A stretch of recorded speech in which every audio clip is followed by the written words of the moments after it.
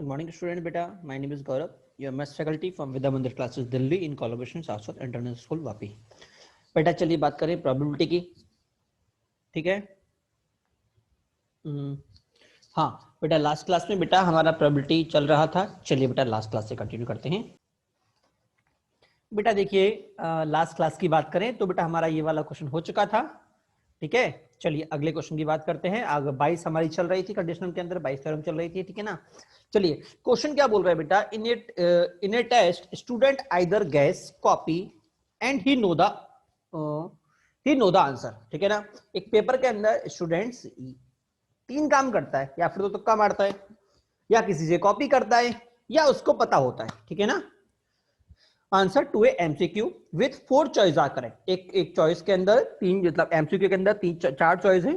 ठीक है ना. आगे क्या बोल रहा है बेटा, 1 correct probability that he gas is 1/3. मतलब क्वेश्चन के करेक्ट होने की प्रोबेबिलिटी कितनी है. अगर वो गैस करता है तो बेटा क्वेश्चन के करेक्ट होने की प्रोबेबिलिटी बेटा मेरे पास 1/3 है.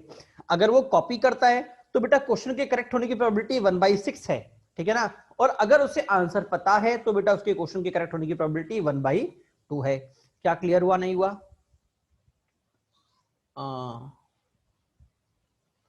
ठीक है ना. आगे पूछ रहा है बेटा, find the probability that he know the answer when answer is correct. बेटा थोड़ा सा मैं क्वेश्चन में चेंज कर रहा हूं, जरा समझिएगा वापस. प्रोबेबिलिटी मुझे दे रखी है, पहली बात तो मुझे यहाँ प्रोबेबिलिटी दे रखी है कि गैस, उसने क्वेश्चन में गैस किया उसकी प्रोबेबिलिटी ये है, कॉपी किया उसकी प्रोबेबिलिटी ये है, और उसको पता था उसकी प्रोबेबिलिटी ये है. ठीक है ना. अब आगे दे रखा है कि क्वेश्चन जब उसने कॉपी किया, जब उसने क्वेश्चन कॉपी किया उस केस में उसकी करेक्ट होने की संभावना 1/8 है. क्या क्लियर हुआ, नहीं हुआ? जब उसने कॉपी किया उस केस में उसकी क्वेश्चन की करेक्ट होने की संभावना क्या है? 1/8 है. ठीक है ना. और एक बार अगर वो क्वेश्चन उसका पता था तो पक्का करेक्ट ही होगा, फिर तो 100% करेक्ट है. क्लियर हुआ, नहीं हुआ? आगे क्या बोल रहा है कि भैया मुझे निकालनी है पॉसिबिलिटी करेक्ट होने की जब उसको आंसर पता है. जब उसको आंसर, बेटा देखिए इसमें बेटा पहली बात तो मुझसे बात कर रहा है, क्वेश्चन मेरा करेक्ट है. पहली चीज तो व्हेन क्वेश्चन इज करेक्ट. ठीक है. दूसरी बात, हाँ जी, दूसरी बात बोल रहा है, मुझसे पूछा गया है कि भैया प्रोबेबिलिटी बताओ कि उसको पता होगा जब मेरा क्वेश्चन करेक्ट है. ठीक है ना. तो बेटा क्वेश्चन करेक्ट होने के लिए मेरे पास कितने केस हैं? बेटा मेरे पास 3 केस है क्वेश्चन करेक्ट होने के लिए. सर कौन कौन से केस हैं? पहला बात, उसने तुक्का मारा हो और क्वेश्चन करेक्ट हो. ठीक है ना. दूसरी बात, उसको पता हो और क्वेश्चन करेक्ट हो. और तीसरी बात, उसने कॉपी किया और क्वेश्चन करेक्ट हो. क्या क्लियर हुआ, नहीं हुआ? तो बेटा सिंपल सी बात जरा समझना. सबसे पहले उसने तुक्का मारा हो, तो बेटा क्वेश्चन तुक्का मारने की प्रोबेबिलिटी कितनी थी बेटा? 1/2. कितनी थी बेटा? 1/2. और उसके बाद करेक्ट होने की संभावना, जब उसे पता है तो पक्की होगी, 100%, मतलब करेक्ट है. क्लियर हुआ, नहीं हुआ? उसके बाद प्लस में करेंगे. प्लस में कौन? कि भैया उसके कॉपी करने की संभावना कितनी है? 1/6 कॉपी करने की संभावना. और कॉपी होने के बाद उसके करेक्ट होने की संभावना कितनी है बेटा? 1/8. क्या क्लियर हुआ, नहीं हुआ? ठीक है. उसके बाद प्लस में आखिर में क्या था बेटा कि भैया उसने गैस, तो गैस भी तो कर सकता है, तो गैस की संभावना कितनी थी बेटा? 1/3. ठीक है. और गैस करने के बाद करेक्ट होने की संभावना कितनी है बेटा? वो है बेटा मेरे पास 1/2⁴ -1. क्लियर हुआ, नहीं हुआ? अब सर लास्ट वाले में पंगा है, सर ये कैसा आया, ये कैसा आया, ये कैसा आया? ठीक है. तो जरा वो भी देख लीजिए. जरा बेटा समझना. देखो मैं यहां पे लिखा हुआ है, every option has 2 probability. Every option has 2 probability taken और नॉट टेकन. ठीक है ना. क्लियर हुआ, नहीं हुआ? तो बेटा यहां से मेरा ऑप्शन कितना आ गया? 2⁴. ठीक है ना. और नॉट टेकन वाले को मुझे हटाना है, तो बेटा मेरा आंसर हो गया 2⁴ -1. क्या क्लियर हुआ, नहीं हुआ? भाई सिंपल सी बात है, 4 ऑप्शन है. पहले ऑप्शन को चूज करूंगा, नहीं करूंगा. दूसरे ऑप्शन के फिर से मेरे पास 2 ऑप्शन है कि चूज करूंगा, नहीं करूंगा. तीसरे ऑप्शन के लिए फिर से 2 ऑप्शन, चूज करूंगा, नहीं करूंगा. चौथे के लिए फिर से 2 ऑप्शन, चूज करूंगा या नहीं करूंगा. क्लियर हुआ, नहीं हुआ? तो टोटल कितनी हुई बेटा? 2⁴. ठीक है ना. और वो चूज कर रहा है, इसका मतलब उसे जब सबके सब नकार देंगे उसको, इसको तो हटाना पड़ेगा. तो मेरे पास टोटल केस कितने आए? 2⁴ -1. क्लियर. और उसमें सही कितना होगा बेटा? सिर्फ एक केस में बेटा मेरा सही होगा, तो मैं क्या बोलूंगा? 1/2⁴ -1. क्लियर हुआ, नहीं हुआ? ठीक है. अब इसमें से मुझे क्या चाहिए बेटा? इसमें से बेटा मुझे चाहिए कौन सा? ये वाला. तो मैं जो, मतलब मुझे पूछा गया था कि मुझे क्या करना है, जब वो उसको नोन हो तो बेटा नोन वाला मेरे ऊपर आ गया. क्या सभी को समझ में आया, नहीं आया? बेटा ध्यान रखना, ये जो क्वेश्चन है वो मोर देन वन करेक्ट है, मोर देन वन करेक्ट है, ये लिखा हुआ है choice is more then one correct, फिर मैंने वन करेक्ट लिखा है, ठीक है, ये मोर देन वन करेक्ट है, ठीक है ना, क्योंकि मोर देन वन करेक्ट होने पे ही ये पॉसिबिलिटी बनेगी, क्योंकि मैं सबको भी तो चुनूंगा, अगर इसमें अगर ये बात देखूं तो उसमें एक से ज्यादा चीजों की सिलेक्शन का सेंस आ रहा है, ठीक है। हाँ, तो यहाँ पे लिख लीजिएगा more than one correct, but मैंने यहाँ पे वन करेक्ट लिख रखा है तो उसको इम्प्रूव कर लीजिएगा। क्लियर? चलिए अगले क्वेश्चन में चलते हैं बेटा। अगला क्वेश्चन क्या बोल रहा है, ए बैग कंटेन 4 टिकट, कितने टिकट? 4 टिकट। कौन कौन से? 112, 121, 211, 222, ठीक है। One ticket is randomly selected, let I1 is equal to, let EI is equal to, EI is equal to 1, 2, 3, 1, 2, 3, denoted I digits on random selected ticket is 2. Check I1, I2, I3 are independent and not, ठीक है ना। Question को बेटा एक बार समझा दे रहा हूं कि क्वेश्चन आपसे क्या बोलना चाह रहा है कि जो I है ना, I जो EI है, I क्या शो कर रहा है बेटा कि मेरे टिकट के अंदर कितने 2 हैं, कितने 2 हैं। जैसे क्लियर हुआ नहीं? वैसे मैंने I1 बोला, इसका मतलब I1 में वो वाले टिकट आएंगे जिनके अंदर सिर्फ एक 2 है। मैंने I2 बोला तो बेटा I2 में वो टिकट आएंगे जिनमें सिर्फ 2 2 है, ठीक है। जब मैंने I3 बोला तो सिर्फ वो टिकट आएंगे जिसमें क्या है, सिर्फ 3 2 है, ठीक है ना। अब बेटा मुझे ये चेक करना है कि मेरा I1, I2 और I3 आपस में इंडिपेंडेंट है या नहीं है। Is it clear to all? बेटा देखिए, अभी मैंने बताया था I आपको शो कर रहा है कि डिजिट्स में कितने नंबर ऑफ 2 हैं, तो जब मैं बेटा E1 बोलूंगा तो E1 में कौन कौन सा काउंट होगा बेटा? देखो इसमें एक है, इसमें एक है,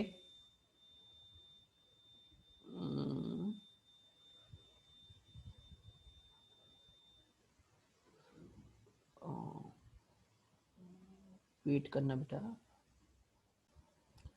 क्वेश्चन को जरा बेटा थोड़ा चेंज करिएगा, मैं वापस समझा रहा हूं। इधर बेटा जो लिखा हुआ है EI denote the ith digit on selected ticket is 2, बेटा ith डिजिट की बात कर रहा है।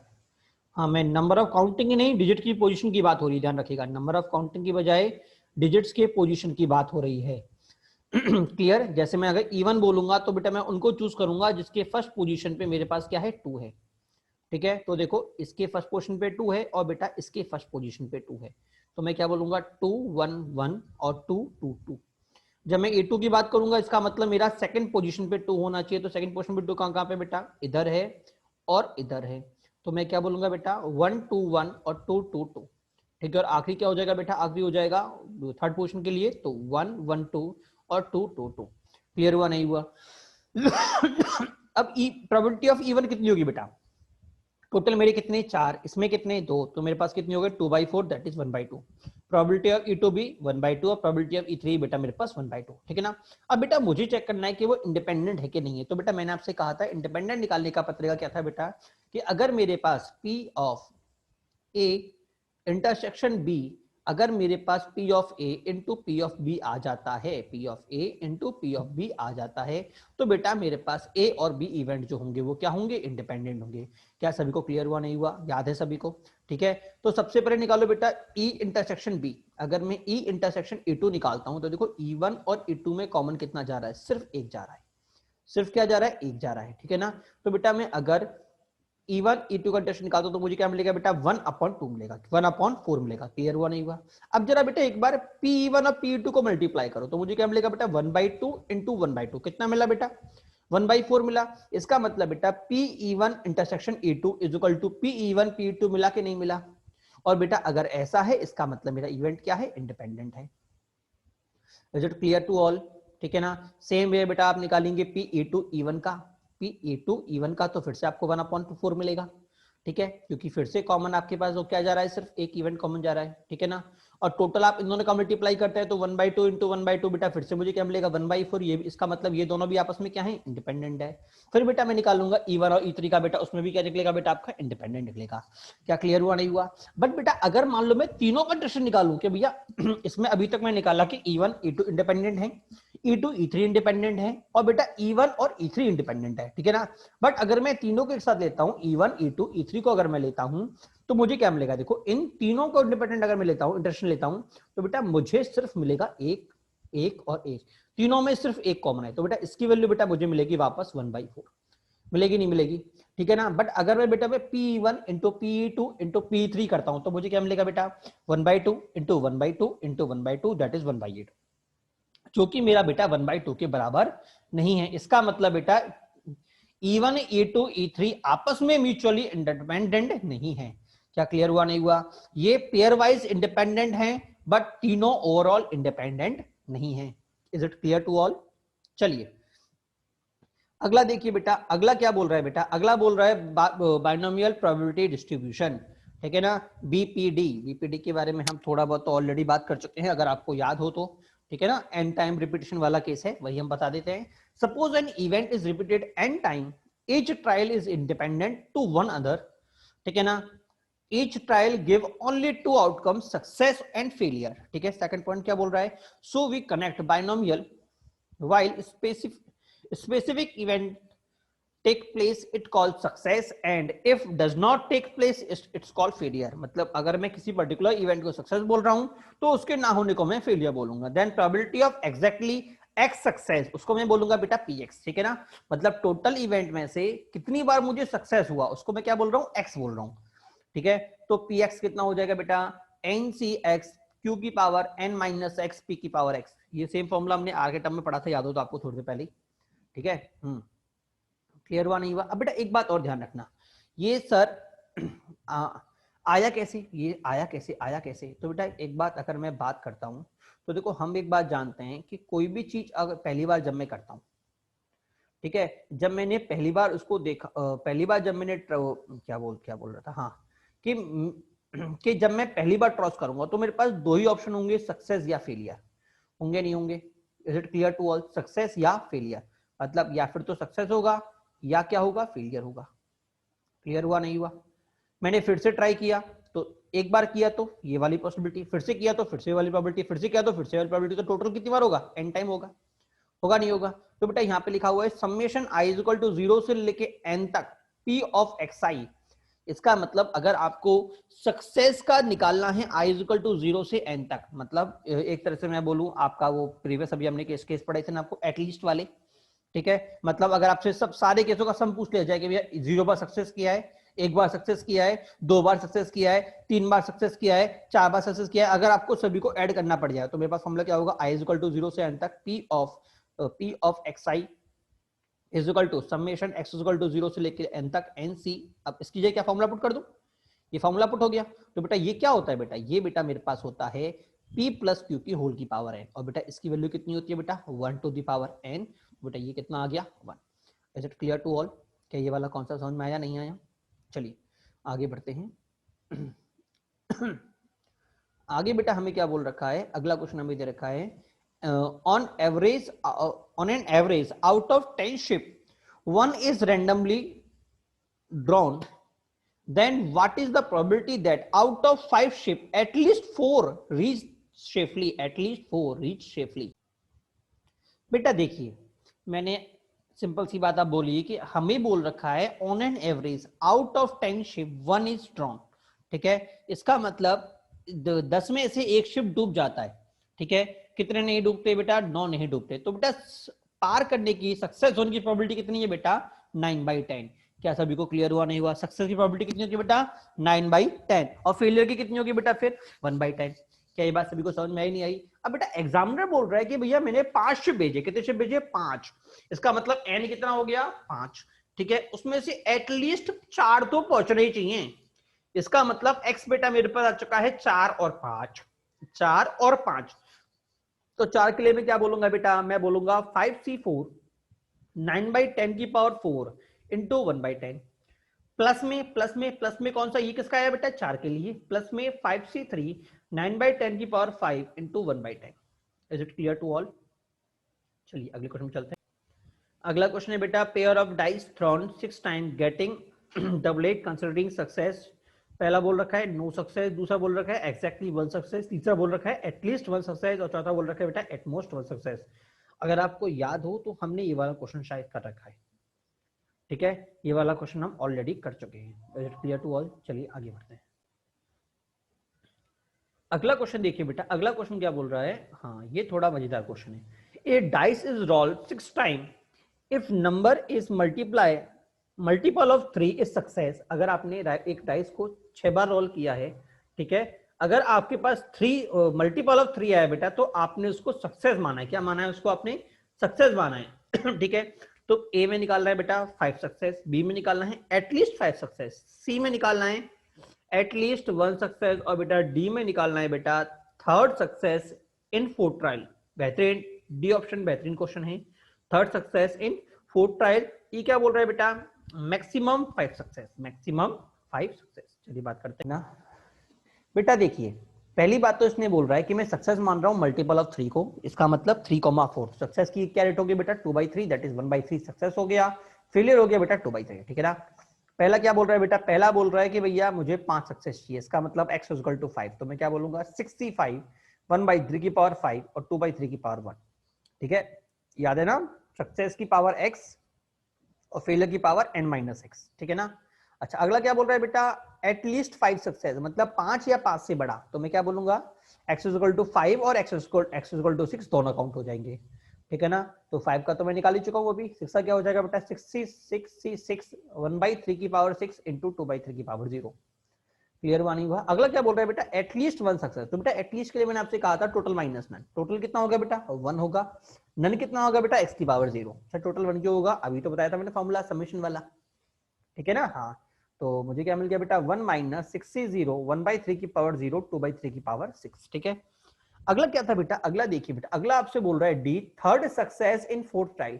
बेटा अगर उसको 4th ट्रायल पे 3rd सक्सेस मिली है, ठीक है ना, इसका मतलब ये है कि उसको 4th पे तो तीसरी ही मिली है। उससे पहले जो 3 थी ना, उसको इन 3 में से किसी 2 में सक्सेस मिली है और 1 में फेलियर हुआ है, ठीक है। तो 4th को तो मैं फिक्स कर दूंगा, इस पे तो मुझे बात करने की जरूरत ही नहीं है कि भैया इस पे तो मैं सक्सेस हूं, 4th पे तो मैं सक्सेस हूं। बचे कितनी? 2 सक्सेस। 2 के लिए क्या करूंगा बेटा मैं? 2 सक्सेस इन फर्स्ट 3 ट्रायल, तो मैं क्या करूंगा 3c2 1/3 की पावर 2 2/3 की पावर 1। क्या ये बात सभी को समझ में नहीं आई? 2 सक्सेस पहले 3 ट्रायल में 2 सक्सेस, तो क्या हो जाएगा बेटा 3c2 1/3 की पावर 2 इंटू 2/3 की पावर 1, और इंटू क्या होगा बेटा? इंटू 1/3। सर 1/3 क्यों? तीसरा भी तो है ना, तीसरा ट्रांसफर मिली तो प्रोबेबिलिटी क्या होगी हमारी? इंटू 1/3। क्लियर। अगला क्या बोल रहा है? x less than equal to 5, maximum 6 बोला है ना। हाँ तो क्या करूंगा 1 माइनस p की पावर 6 कर दो, p x6 निकाल लूंगा, मेरा आंसर आ जाएगा। क्लियर हुआ नहीं हुआ? बड़ा सिंपल क्वेश्चन था। अगला क्वेश्चन देखिए, अगला क्वेश्चन देखिए, अगला क्वेश्चन क्या बोल रहा है समझाता हूं आपको। हाँ, ए ड्रिंकर टेक 1 स्टेप फॉरवर्ड और backward, the probability that b takes a step forward is 0.4. Find the probability that in the end of 11th step he is 1 step away from the starting point, ठीक है ना।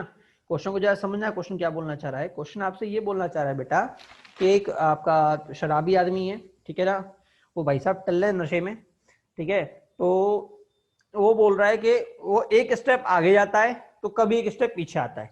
Clear हुआ नहीं हुआ? कभी नशे में आगे जाएगा एक स्टेप, कभी नशे में पीछे आएगा, ठीक है। अब आगे क्या बोल रहा है कि इसको आगे बढ़ने की जो है ना रेट है, मतलब जो स्टेप उसकी प्रोबेबिलिटी 0.4 है, ठीक है। उससे पहले प्रोबेबिलिटी बोल रहा है, कंफर्म नहीं बोल रहा, प्रोबेबिलिटी ये इतनी रेट से वो आगे बढ़ जाएगा, ठीक है। अब आपसे बोल रहा है कि भैया प्रोबेबिलिटी बताओ कि अपनी वो 11वें स्टेप, उसको 11 स्टेप चल चुका है, ठीक है, उसके बावजूद वो अपनी ओरिजिनल स्टेप से सिर्फ एक स्टेप ही मूव किया है। वो 11 स्टेप चल चुका है, ऐसा कैसे कैसे चल दिया बेटा? आगे पीछे हो रहा है ना, कभी आगे गया होगा, कभी पीछे गया होगा, फिर आगे गया होगा, फिर पीछे गया होगा, ठीक है। तो 11 स्टेप के बाद वो अपनी ओरिजिनल स्टेप से सिर्फ एक स्टेप आगे गया है। क्लियर हुआ नहीं हुआ सभी? बेटा देखिए, उस बंदे ने टोटल 11 स्टेप चली हैं और वो सिर्फ एक कदम अपनी स्टेप से आगे पीछे हुआ है, ठीक है ना। हाँ अब बेटा देखो, काम की बात ध्यान रखना है। इसने क्या बोल रहा है? 1 step away from starting point. उसने ये नहीं बोला कि आगे गया है, अवे। और बेटा जब मैं अवे बोलता हूं तो वो आगे भी हो सकता है और पीछे भी हो सकता है। क्या ये बात क्लियर हुई नहीं हुई? ठीक है, तो पहला केस क्या होगा कि एक स्टेप आगे है, ठीक है, और दूसरा स्टेप होगा एक स्टेप पीछे है, ठीक है, तो बेटा जब वो एक स्टेप पीछे गया इसका मतलब वो टोटल स्टेप जो उसने लिए हैं उसने 5 स्टेप तो आगे की तरफ ली थी, ठीक है, और 6 स्टेप पीछे की तरफ ली थी, तभी तो नेट पीछे गया एक स्टेप से, ठीक है ना। और क्या पॉसिबिलिटी है बेटा कि उसने 6 स्टेप आगे ली हूं और 5 स्टेप पीछे ली हूं। Is it clear to all? तो बेटा रिपीटेशन मेरे पास कितनी बार हुआ है? 11 बार। हर बार दो ही ऑप्शन, आगे या पीछे। 11 बार मैंने कोई काम किया, हर बार दो ही ऑप्शन आगे या पीछे, तो सेंस आ गया बाइनोमियल थ्योरम का। मैंने कहा ना कि अगर एक काम के दो ही ऑप्शन हो, ठीक है, और वो बार बार किए जा रहा हो तो वो सभी किसके होंगे? बाइनोमियल के। क्या क्लियर हुआ नहीं हुआ? ठीक है ना। हाँ देखो बोला हुआ है फॉरवर्ड और बैकवर्ड, दो ही ऑप्शन है उसके पास, दो ही काम कर रहा है आगे और पीछे जाने के, ठीक है। तो बेटा आगे तो मेरा आंसर क्या हो जाएगा? 11C5, फॉरवर्ड को सक्सेस बोल रहा हूं मैं, 11C5 4/10⁵ अगर आगे जाने की 4/4.5 है तो पीछे आने की क्या होगी बेटा? 0.6 होगी। होगी नहीं होगी? क्योंकि नेट सम तो हमारा 1 होने वाला है। क्लियर? तो इंटू 6/10⁶ प्लस में 11 to 6 4/10⁴ 6/10⁵ क्लियर? ये बेटा हमारा आंसर आ गया। चलिए अगले क्वेश्चन की बात करते हैं। अगला क्वेश्चन हमें बोल रखा है बेटा, if card drawn 1 by 1 from a pack of 52 cards till queen is not coming, if this event take 15 cards, then find the probability of that event,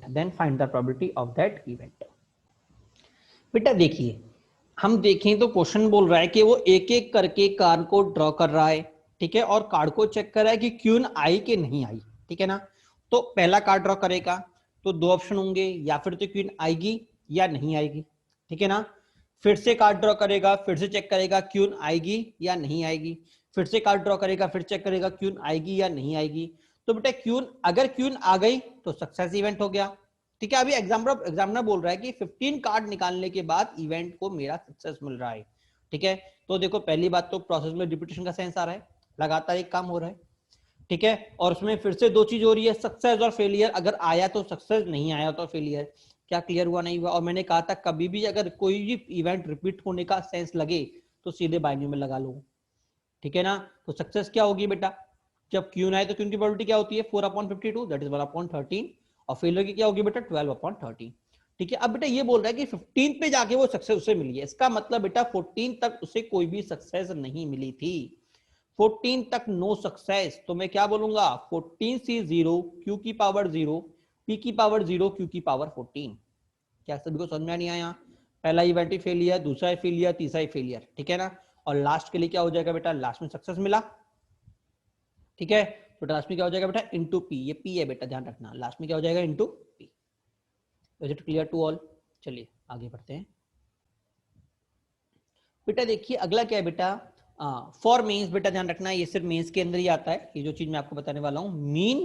mean क्या होता है बेटा? मीन होता है एनपी, इसको याद रख लीजिए। वैसे आपका ये उस पर अलग से पढ़ाया भी जाएगा स्टैटिस्टिक्स के अंदर, ठीक है ना, बट इसको आप याद रख लीजिए। जी मैं कुछ एक आध दो बार ऑलरेडी कुछ क्वेश्चन पूछा जा चुका है, सिर्फ मेंस में ओनली, ठीक है ना। मीन का मतलब होता है एनपी, वेरिएंस का मतलब होता है एनपीक्यू, और मीन डेविएंस का मतलब होता है √NPQ। एन क्या है बेटा? नंबर ऑफ रिपीटेशन, पी क्या है? सक्सेस, क्यू क्या है? फेलियर, ठीक है। चलिए क्वेश्चन के ऊपर आते हैं बेटा। क्वेश्चन आपसे दे रखा, क्वेश्चन आपको दे रखा है, हाँ क्वेश्चन आपको दे रखा है, if mean of A binomial probability distribution is 4 and variance is 2, then find probability for p r greater than equal to 1, probability r less than 2, and बेटा तीसरा दे रखा है probability के अंदर mod r-4 is less than 4, mod r-4 is less than 4। तो बेटा इस question को करने का तरीका क्या होगा बेटा? देखो बेटा इस बार फिर से बाइनोमियल प्रोबेबिलिटी डिस्ट्रीब्यूशन मुझे दे रखा है, प्रोबेबिलिटी डिस्ट्रीब्यूशन दे रखा है मुझे, पहली बात तो, ठीक है।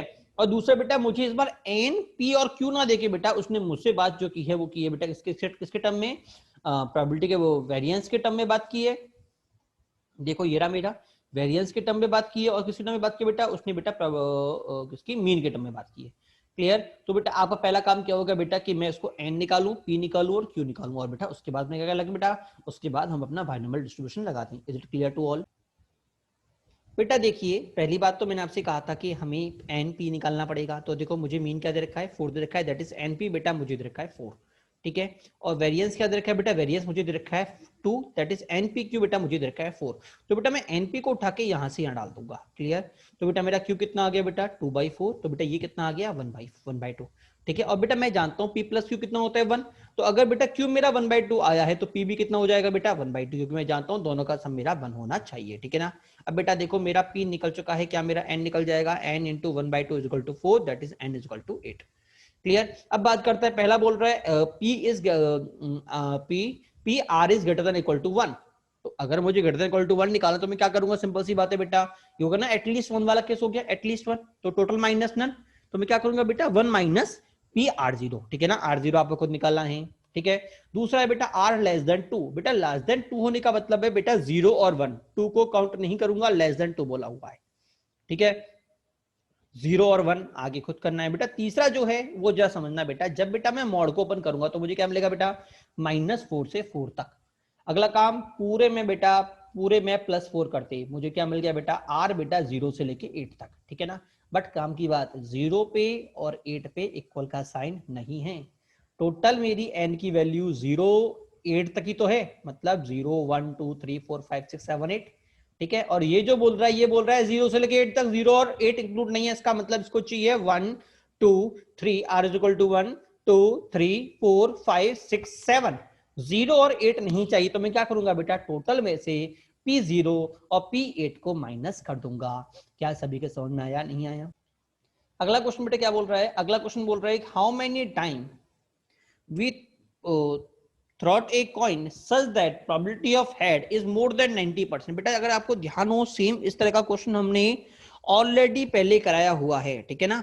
बट फिर से मैं आपसे एक बात बोलूंगा कि वो वाले क्वेश्चन और इस वाले क्वेश्चन में फिर से सिमिलरिटी जा रही है, क्या जा रही है कि एक बार मैं कॉइन को उछाल लाऊं, लगातार इवेंट रिपीट हो रहा है और हर बार मुझे दो ही आउटपुट मिल रहे हैं, फेलियर और सक्सेस। फेलियर की सक्सेस क्या है, हेड आने की, फेलियर क्या है, टेल आने की। क्या क्लियर हुआ, नहीं हुआ? सर इसका मतलब ये कि उन क्वेश्चनों को मैं इससे भी कर सकता था, बिल्कुल कर सकता था बेटा। आपने जो हमने पहले क्वेश्चन किए थे उनको हम इस अप्रोच से भी कर सकते थे। अगर आपको याद हो तो अभी थोड़ी देर पहले हमने क्यून वाला क्वेश्चन किया था, याद है? और अगर आपको याद हो तो इस तरह के क्वेश्चन हमने पहले भी कर चुके थे अलग कॉन्सेप्ट से, याद है कि नहीं है? हाँ, तो बेटा ध्यान रखना कि हम कॉन्सेप्ट हमारे लिए इंपॉर्टेंट है, अगर ये चीज आती है तो बेटा हम इसको बाइनोमियल के थ्रू भी कर सकते हैं। क्लियर हुआ, नहीं हुआ? बट कुछ क्वेश्चन बाइनोमियल से कन्वीनियंट रहते हैं और कुछ उस तरीके से कन्वीनियंट रहते हैं। क्लियर? चलिए हम करते हैं, कैसे करना है बाइनोमियल से। बेटा देखिए एटलीस्ट 1 हेड वाला केस चल रहा है, पहली बात तो प्रोबेबिलिटी ऑफ हेड, सक्सेस क्या होगी 1/2, फेलियर क्या होगी 1/2, तो बेटा मुझे निकालना है x greater than equal to 1, किसने बढ़ा बेटा 90%, that is 9.9/10, that is 0.9, probability हमारे पॉइंट के अंदर होती है, ठीक है। तो बेटा मैं क्या बोलूंगा, इसका मतलब क्या होता है बेटा total -1, total minus none, that is 1 minus p x is equal to 0 greater than 0.9। Clear हुआ, नहीं हुआ? बेटा x0 के लिए बेटा मुझे क्या मिलेगा बेटा, देखो मेरा px कितना होता है बेटा NCR 1/2 the power n minus r 1/2 the power r। अब x कितना है बेटा मेरा 0 है, तो ये 0 हो गया, ये 0 हो गया और बेटा ये 0 हो गया, तो मुझे क्या मिल गया बेटा, मुझे मिल गया 1 minus 1/2 the power n is equal to 0.9। Clear हुआ, नहीं हुआ? बेटा जब आप ये सिंप्लीफाई करोगे आपको क्या मिल जाएगा बेटा n is equal to 4। Sir simplify कैसे करना है, अरे इसको उधर ले जाओ, इसको उधर ले जाओ, तो आपको क्या मिलेगा 1/2 the power n is equal to 1/10, ठीक है। अब देखो मतलब ये मेरा ये इससे छोटा होना चाहिए। अब देखो n को 1 रखूंगा तो 1/2 मिलेगा, 1/10 से छोटा नहीं है, 2 रखने पे 1/4 छोटा नहीं है, 3 रखने पे 1/8 छोटा नहीं है, 4 रखने पे 1/16 छोटा है, तो मिनिमम वैल्यू कितनी होगी बेटा 4 and higher. Is it clear to all? चलिए अगले क्वेश्चन में चलते हैं बेटा। अगला क्वेश्चन आपसे क्या बोल रहा है, अगला आपसे क्वेश्चन बोल रहा है if ABC are 3 number selected randomly from 1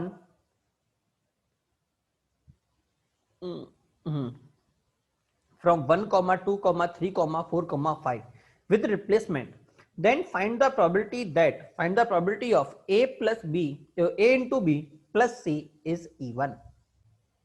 बेटा देखिए पहली बात तो जरा समझना कि मुझे आउटपुट इवन चाहिए, ठीक है। अब बेटा मुझे इवन कब मिलता है, देखो अगर मैं इवन, देखो मुझे हम जानते हैं बेटा इवन कब मिलेगा, जब मैं इवन प्लस इवन करूंगा तो बेटा मुझे इवन मिलेगा, या फिर मैं ऑड प्लस इवन करूंगा तो सॉरी ऑड प्लस ऑड करूंगा बेटा तो मुझे इवन मिलेगा। क्या क्लियर हुआ नहीं हुआ?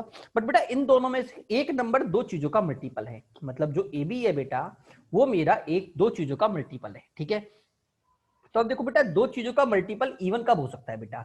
जब दोनों इवन हो या दोनों में से कोई एक इवन हो। ठीक है, ठीक है, मतलब इस वाले केस में अगर मुझे जाना है तो या फिर ये दोनों इवन होंगे या फिर दोनों में से कोई एक इवन होगा, तो बेटा ये इवन मिल जाएगा। और बेटा ऑड कब मिलेगा?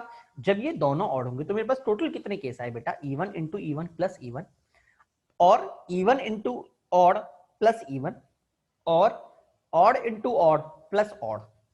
क्या क्लियर हुआ नहीं हुआ? तो बेटा इवन की प्रोबेबिलिटी कितनी है बेटा? देखो मेरे पास टोटल कितने इवन है? एक दो। ठीक है, तो दोनों में से कोई एक इवन तो 2c1, दोनों में से कोई एक इवन तो 2c1 अपॉन में प्रोबेबिलिटी की बात चल रही है तो 2c1 अपॉन 5c1, क्योंकि 5 में से एक चुनना, टोटल प्रोबेबिलिटी होगी मेरी 5c1। और इवन के लिए बेटा, इवन के लिए बेटा 2c1। हाँ बेटा एक बात ध्यान रखिए, देखो इवन इंटू ऑड और ऑड इंटू इवन, इस केस की बात करूं तो बेटा दोनों केस सेम काउंट किए जाएंगे, क्योंकि यहाँ पे ऑर्डर का सेंस नहीं आ रहा। ठीक है, मुझे ओवरऑल आउटपुट चाहिए। तो चलिए बात करते हैं बेटा। तो बेटा इसका मिल गया बेटा मेरे पास 2c1 अपॉन 5c1, अगले के लिए बेटा 2c1 अपॉन 5c1, और बेटा अगले के लिए बेटा 2c1 अपॉन 5c1। अब बेटा देखो यहाँ पे जो हमसे मिस्टेक होती है वो क्या होती है? सर इन दोनों में तो इंटू हो रहा है तो इन दोनों में तो इंटू लगा देते हैं। ठीक है, अगले में प्लस हो रहा है तो अगले में प्लस लगा देते हैं। क्या मेरी बात समझ में आई? सभी को नहीं आई? कि ये मिस्टेक जो कॉमनली बच्चों से होती है वो अधिकांश यही मिस्टेक होती है। बट अगर आप ध्यान से देखिए बेटा ये अलग सेंस है, ये हमारे अलजेब्रिक ऑपरेशन की बात हो रही है। और बेटा जब मैं यहाँ पे आपसे बात करता हूं तो यहाँ पे प्लस माइनस डिपेंड करता है पैरेलल इवेंट पे या सीरीज इवेंट पे। या फिर मैंने आपसे कहा था कि अगर कोई इवेंट एक साथ अगर हो रहा है, ठीक है ना, मतलब उनमें से कोई एक इवेंट अगर होगा तो मैं प्लस लगाऊंगा। ठीक है, बट अगर सभी इवेंट अगर होने, सभी इवेंट मतलब पहला भी होगा, दूसरा भी होगा, तीसरा भी होगा, सभी को अगर होना है तो मैं क्या बोलूंगा? उसको मैं इसको सीरीज इवेंट बोलूंगा और मैं मल्टीप्लिकेशन लगाऊंगा। क्या सभी को याद है कि नहीं है? क्लियर हुआ नहीं हुआ? ये चीज हमने पहले ही बात की थी कि अगर सभी इवेंट अगर होने हैं इसका मतलब सब में मल्टीपल चलेगा। अगर आपके पास ऑप्शन है कि ये हो जाए या ये हो जाए तो आप ऐड करोगे। ठीक है, और बट हम यहाँ पे देखें तो बेटा यहाँ पे तीनों ही इवेंट होना जरूरी है, तो ये एक्चुअल में एक तरह से सीरीज इवेंट है। ठीक है ना, तो यहाँ पे क्या चलेगा? तीनों में मल्टीप्लिकेशन चलेगा। ध्यान रखना बेटा ये सिली मिस्टेक है जो बच्चों से होती है। क्लियर? ये अगला पॉइंट ये आ गया और बेटा उससे अगला पॉइंट हमारा ये आ गया। चलिए बेटा आगे बात करते हैं हम। इस क्वेश्चन को एक बार हम क्रॉस चेक करके बताएंगे कि इन्होंने सेपरेट क्यों लिया है। मैंने इसको पहले सेपरेट लिया था। ठीक है, कि अरेंजमेंट का उन्होंने कुछ बोला हुआ है कि नहीं बोला हुआ? विद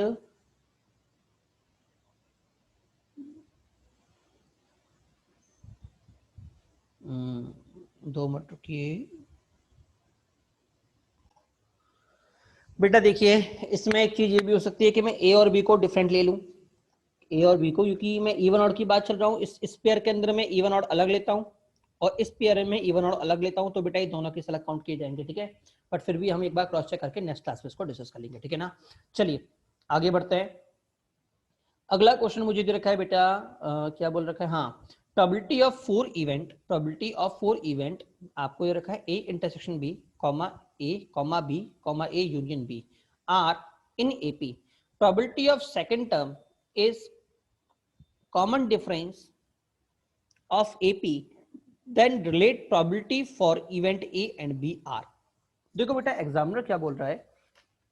एग्जामिनर ये बोल रहा है आपसे कि आपको चार इवेंट दे रखे हैं बेटा, A intersection B, A B और ए यूनियन बी। ठीक है ना, और बोला हुआ है बेटा ये चारों एपी में है। ठीक है, और दूसरा क्या बोल रहा है बेटा? प्रोबेबिलिटी ऑफ सेकंड टर्म आपका कॉमन डिफरेंस है, मतलब जो आपका पी ए है, पी ए सेकंड टर्म क्या है बेटा? मेरा ए है। सेकंड टर्म क्या जा रहा है? देखो बेटा सेकंड टर्म मेरा ये रहा ए। हाँ, जो आपका पी ए है बेटा वो आपका कॉमन डिफरेंस है, वो आपका क्या है? कॉमन डिफरेंस है बेटा। आगे वो आपको बोल रहा है कि आपको प्रोबेबिलिटी ऑफ ए और प्रोबेबिलिटी ऑफ बी को आपस में रिलेट करना है। क्या करना है? आपस में रिलेट करना है। क्वेश्चन में बेटा probability of A intersection B, probability of A, probability of B, probability of A union B बेटा, प्रोबेबिलिटी ऑफ लिखा हुआ है, प्रोबेबिलिटी ऑफ फोर इवेंट वो एपी में दे रखी है। ठीक है, वापस समझ लीजिए, probability of second, probability of A मेरा कॉमन डिफरेंस है। ठीक है, तो बेटा मुझे प्रोबेबिलिटी ऑफ ए और प्रोबेबिलिटी बी को, बेटा देखिए हमारे पास रिलेट करने का मतलब यह एग्जाम में कई बार मैंने आपसे कहा भी था कि कई बार एग्जाम में पूछेगा रिलेशन बिटवीन समथिंग, ठीक है। तो चलिए बात कर लेते हैं। एग्जामिनर बोल रहा है कि भैया इनकी प्रोबेबिलिटी मेरी एपी में है, तो बेटा हम जानते हैं अगर चार चीज मेरी एपी में होता है तो मैं कैसे इनको एपी में मानता हूँ। एक को मानूंगा ए माइनस थ्री डी, दूसरे को मानूंगा ए माइनस डी, चौथे को मानूंगा ए प्लस डी और पांचवे अगले को मानूंगा बेटा ए प्लस थ्री डी, जहाँ पे कॉमन डिफरेंस मेरा कितना होगा 2D। क्या सभी को याद है कि नहीं है कॉमन डिफरेंस? हमने ये एपी के अंदर बात किया था कि अगर मुझे चार को एपी में मानना है तो हम इस तरह से मानेंगे। क्लियर हुआ नहीं हुआ? अब आगे क्या बोल रहा है बेटा, प्रोबेबिलिटी ऑफ ए है ना वो मेरा कॉमन डिफरेंस है। इसका मतलब प्रोबेबिलिटी ऑफ ए मुझे यहाँ पे कितना देखा है, ए माइनस डी मैंने लिया है, तो बेटा ए माइनस डी मेरा डी के बराबर है। तो बेटा अगर ए माइनस डी मेरा 2D के बराबर है तो बेटा ए मेरे पास कितना आ गया, 3D आया कि नहीं आया? अगर ए मेरा 3D आ गया तो बेटा मेरा अगर मैं ए की जगह 3D पुट करता हूं यहाँ पे हाँ जी, तो पी ऑफ ए मेरे पास कितना मिलेगा बेटा, पी ऑफ ए मेरा आ गया 2D, पी ऑफ ए मेरा आ गया 2D और पी ऑफ ए कितना है बेटा ए plus 3D।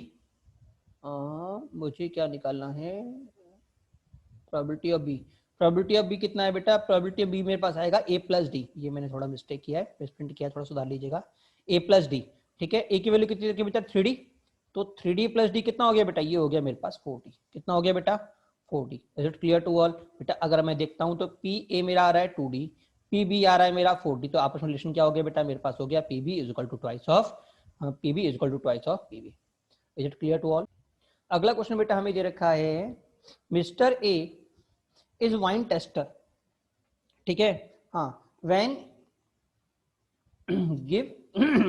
gives a French wine, probability of identify it is 0.9 correctly, ठीक है ना। मतलब ये समझिएगा कि वो क्या बोल रहा है कि जो मिस्टर ए हैं, ठीक है ना, वो क्या है, वाइन टेस्टर है, ठीक है। अगर कोई उनको फ्रेंच की वाइस देता है तो वो उसको करेक्टली आइडेंटिफाई कर लेंगे कि हाँ भैया ये फ्रेंच की वाइन है, उसकी प्रोबेबिलिटी कितनी है बेटा 0.9%, ठीक है ना।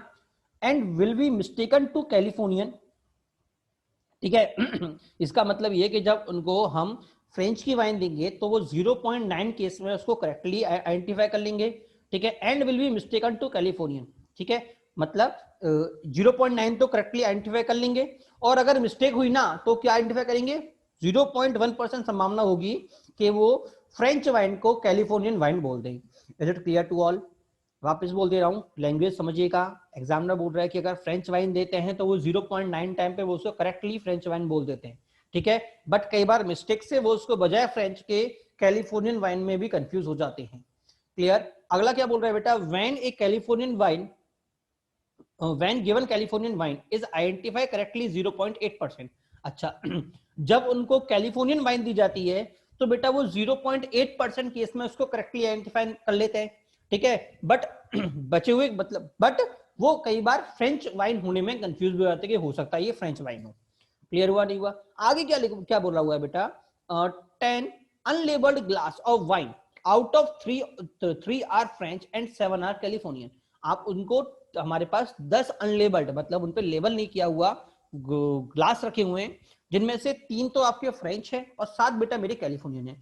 ही randomly pick the glass and test and say it is French. उन्होंने रैंडमली एक ग्लास उठा लिया, उसको टेस्ट किया और बोला कि ये तो फ्रेंचन है, वो क्या है, फ्रेंच, वो है क्या बोलते हैं, हाँ फ्रेंच वाइन है, ठीक है। तो आप बताइए क्या प्रोबेबिलिटी होगी कि जो वाइन उन्होंने उठा के बोली फ्रेंच है वो कैलिफोर्नियन वाइन है। क्या सभी को समझ में आया, नहीं आया क्वेश्चन?